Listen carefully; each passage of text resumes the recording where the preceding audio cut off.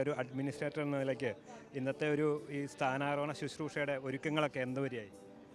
ദൈവാനുഗ്രഹത്താൽ എല്ലാവരുടെയും സഹകരണത്താൽ വളരെ വിജയമായി പോകുന്നു. ഞാനിവിടെ സംസാരിക്കുമ്പോൾ ബാക്ക്ഗ്രൗണ്ടിൽ കൊയറിൻ്റെ അതിചെറിയാമൽ ദേവ് അനുഗ്രഹീതനായ സംഗീതജ്ഞൻ, അതേപോലെ തന്നെ വത്തിക്കാൻ റേഡിയോയിൽ 12 വർഷം മലയാള വിഭാഗത്തിൻ്റെ തലവനായിരുന്ന വില്യം നെല്ലിക്കലച്ചൻ്റെയൊക്കെ നേതൃത്വത്തിലുള്ള ഗായക സംഘം അവരുടെ അവസാന പ്രാക്ടീസ് പരിശീലനത്തിലാണ്. അങ്ങനെ എല്ലാം ദൈവാനുഗ്രഹത്താൽ നന്നായിട്ട് പോകുന്നു. തൊട്ടിപ്പുറത്ത് അവർ ലിറ്റർജിയുടെ ഇന്നലെ പ്രാക്ടീസ് ചെയ്തു, അതിനു മുമ്പ് നേരത്തെ പ്ലാൻ ചെയ്തിരുന്നു. ഇന്നിപ്പോൾ ഒരു കുഴപ്പമില്ലാതിരിക്കാനായിട്ട് നോക്കുന്നു. പൂക്കൾ അറേഞ്ച് ചെയ്യുന്നു. സിസ്റ്റേഴ്സ് എല്ലായിടത്തും ചെയ്യുന്നത് പോലെ അവരാണല്ലോ അവസാനം വരെ മറ്റൊന്നും ചിന്തിക്കാതെ എല്ലാത്തിൻ്റെയും നന്മയ്ക്ക് വേണ്ടി ജോലി ചെയ്യുന്നവർ. അങ്ങനെ എല്ലാവരുടെയും സഹകരണമുണ്ട്. പിന്നെ ഈ കോട്ടപ്പുറം സെൻറ്റ് മൈക്കിൾസ് കത്തീഡ്രലിന് മനോഹരമായിട്ടുള്ള മുറ്റമുണ്ട്, അങ്കണമുണ്ട്. അങ്കണത്തിലെ ഈ പന്തലിൽ നടക്കുന്നു. പിതാക്കന്മാർ കുറച്ച് പേര് അവിടെ കോട്ടപ്പുറം ബിഷപ്സ് ഹൗസിൽ വന്നു കഴിഞ്ഞു. ഇന്നലെ apostolic nuncio archbishop Leopoldo Girelli വന്നെത്തി. മുഖ്യ കാർമ്മികനായ വരാപ്പുഴ തിരുവിതര ആർച്ച് ബിഷപ്പ് ജോയ് കളത്തിപ്പറപ്പിൽ പിതാവും ബിഷപ്സ് ഹൗസിലെത്തിയിട്ടുണ്ട്. അങ്ങനെയെല്ലാം അന്തിമ ഘട്ടത്തിലേക്ക് പോകുന്നു. എല്ലാം വിജയിക്കും, കാരണം ദൈവം കൂടെയുണ്ട്. വിശുദ്ധ മിഖായേൽ മാലാഖയുടെ പ്രത്യേകമായിട്ടുള്ള സംരക്ഷണം, കരുതലുണ്ട്, പരിശുദ്ധ അമ്മയുടെ സഹായമുണ്ട്. അപ്പം മുന്നോട്ട് പോകുന്നതാണ് പ്രതീക്ഷ. ഈ തിരുക്കർമ്മങ്ങളെക്കുറിച്ചൊന്ന് ചുരുക്കി പറയാമോ? 3 മണിക്കാണല്ലോ നമ്മുടെ ചടങ്ങുകൾ തുടങ്ങുക. അതിൻ്റെ ഒരു ചുരുക്കി ഒന്ന് പറയാമോ, എങ്ങനെയൊക്കെയായിരിക്കും? പ്രധാന കവാടത്തിൽ നിന്ന് നിയുക്ത ബിഷപ്പ് അംബ്രോസ് പിതാവിനെ, അദ്ദേഹത്തോടൊപ്പം അപ്പോസ്ലിക് നുൻസിയോ ആർച്ച് ബിഷപ്പ് ലിയോപോൾഡോ ജെറേലിയെയും ഔദ്യോഗികമായിട്ട് സ്വീകരിച്ച് ആനയിക്കും. ഇവിടെ cent Michael's cent Ans school ഹാളിൽ വെച്ച് ആരാധനാക്രമത്തിൻ്റെ ഔദ്യോഗിക വസ്ത്രങ്ങൾ എല്ലാം ഉടുത്ത് ഒരുങ്ങി എല്ലാവരും വേദിയിലേക്ക് വരും. ഇവിടെ വന്നതിന് ശേഷം വിശുദ്ധ കുർബാന, അതിൽ ഒരു 250ഓളം വൈദികർ സഹകർമ്മീയരായിരിക്കും. 27ഓളം പിതാക്കന്മാരും ഉണ്ടാകും. കുർബാനയുടെ ഇടയ്ക്കാണ് ഔദ്യോഗികമായിട്ടുള്ള അഭിഷേക കർമ്മങ്ങൾ നടക്കുന്നത്.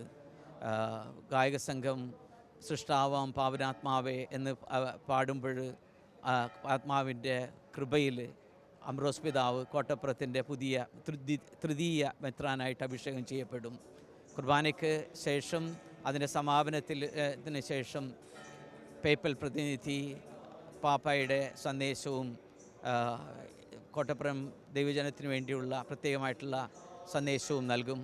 അതോടൊപ്പം തന്നെ സീറോ മലബാർ സഭയുടെ പുതിയ തലവനും ഇടയനുമായ മാർ റാഫേൽ തട്ടിൽ പിതാവും പ്രത്യേകമായിട്ടുള്ള സന്ദേശം നൽകും. അതിനുശേഷമുള്ള പൊതുയോഗത്തിൽ കേരളത്തിൻ്റെ വ്യവസായ വകുപ്പ് മന്ത്രി പി രാജീവ് ഉദ്ഘാടനം ചെയ്യും. എറണാകുളം അങ്കമാലി അതിരൂപതയുടെ അപ്പോസ്ലിക് അഡ്മിനിസ്ട്രേറ്റർ മാർ ബോസ്കോ പുത്തൂരായിരിക്കും അനുഗ്രഹ പ്രഭാഷണം നടത്തുന്നത്. പിന്നീട് പല ജനപ്രതിനിധികളും അതേപോലെ തന്നെ ആത്മായ നേതാക്കളും അവിടെ പുതിയ മെത്രാന് അനുമോദനങ്ങൾ അർപ്പിച്ച് സംസാരിക്കും. പിന്നീട് 5 ഫൊറോനയിൽ നിന്നുള്ള കലാപരിപാടികൾ അവരുടെ സന്തോഷത്തിൻ്റെ വലിയ ആഹ്ലാദത്തിൻ്റെ പ്രതീകമായിട്ട് അരങ്ങേറും. അങ്ങനെ ഇതെല്ലാമാണ് ഇന്നത്തെ ഉച്ച കഴിഞ്ഞിട്ടുള്ള ഈ പരിപാടികൾ നടക്കുന്നത്. അവസാനമായി ഈ ആംബ്രോസ് പിതാവിനെ, കോട്ടപ്പുറം രൂപതയുടെ നിയുക്ത ബിഷപ്പ്, 3ാമത്തെ ബിഷപ്പായി വരുന്ന ആംബ്രോസ് പിതാവിനെ കുറിച്ച് എന്ത്? പിതാവിനെ പറ്റി എല്ലാവർക്കും ഭയങ്കര സന്തോഷമാണ്. ദൈവത്തിൻ്റെ പ്രത്യേകമായിട്ടുള്ളൊരു തിരഞ്ഞെടുപ്പ് തന്നെയായിട്ടാണ്. 150% ഞങ്ങൾക്ക് ഇഷ്ടമാണെന്നാണ്. കാരണം അദ്ദേഹം ഈ കോട്ടപ്പുറം ഇടവകയിലെ വികാരിയായിരുന്നു. തൊട്ടടുത്ത്